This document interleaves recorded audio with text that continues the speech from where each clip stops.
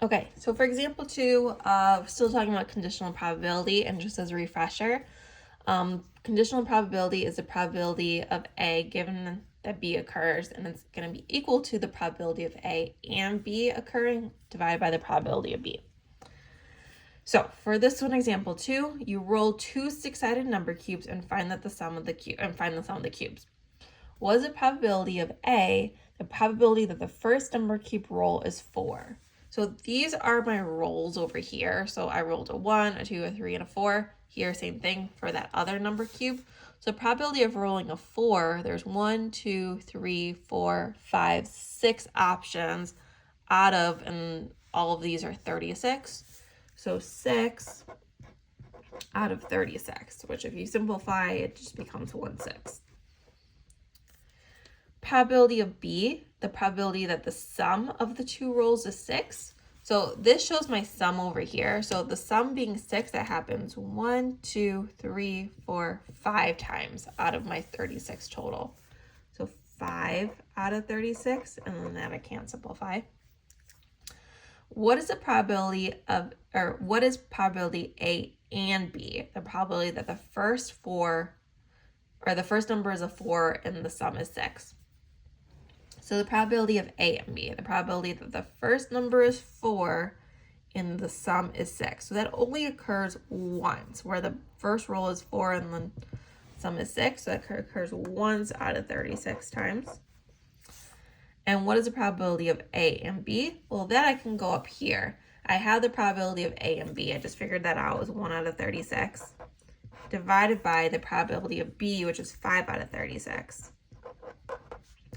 So if we do this, we're going to do 136 divided by 536, and that equals 0.2, which if we turn that back into a fraction, that's going to be 1/5. Now you could have also figured this out from the table as well. Remember the given is like your denominator. So given that the sum is 6, well, that only happens 1, 2, 3, 4, 5 times. So my sum is 6. And then given that the first number is 4, again, that happens once out of those 5 times. So either way, you're going to get that 1/5. Next one, find the probability that a person is going to bike on a sunny day if the probability of a person going outside to ride a bike and the day is sunny is 49%. So this is an and the probability that the day is sunny is 85%. So basically, I want to figure out the probability that a person is going to bike given that it's a sunny day. So a person is going to bike given that it's a sunny day. So I can figure out this by doing probability of A and B over my probability of B. So the probability that we're biking and it's sunny is 49%, so 0.49.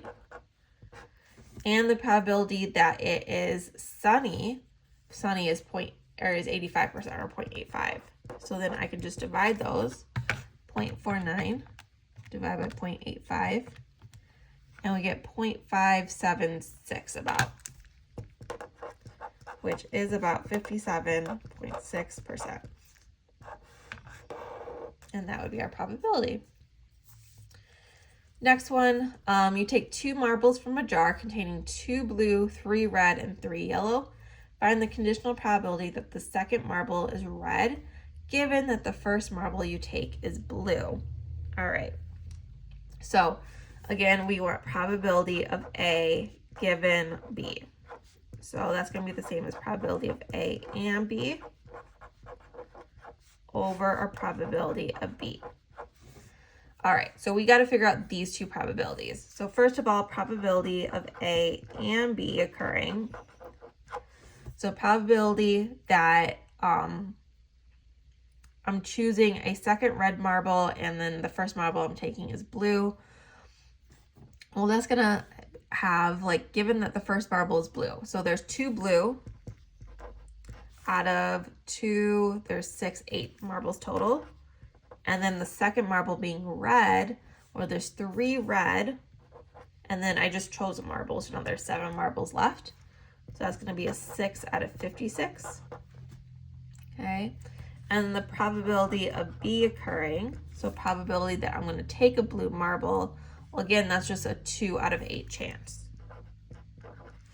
So then when I'm doing this, I can do a 6 out of 56 divided by 2 out of 8.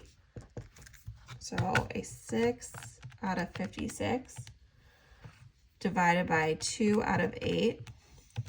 And then I get 0.429.